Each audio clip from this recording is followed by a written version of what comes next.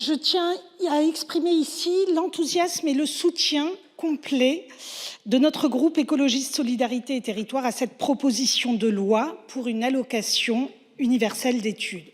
En fait, cette mesure est une mesure importante. C'est une réponse concrète, elle est pragmatique, elle est responsable et c'est une mesure de protection.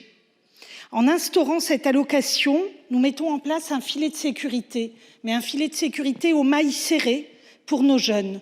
Nous offrons aux étudiants la possibilité de se concentrer sur leurs études et de ne pas être obligés d'avoir un travail à temps plein à côté. Nous offrons une perspective d'avenir plus solide.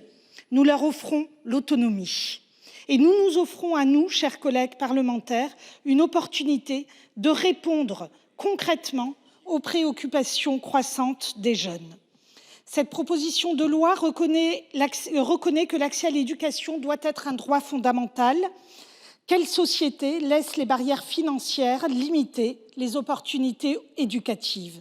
Quelle société ne souhaite pas investir dans sa jeunesse? Une jeunesse éduquée et épanouie est une promesse républicaine et un pilier solide pour l'avenir de notre pays. Vous avez été nombreux à évoquer le coût de cette mesure.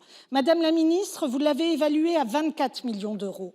Or, ces 24 millions d'euros milliards d'euros, sont financés en très grande partie. D'abord, par le budget des bourses. Ensuite, en partie par le budget des APL.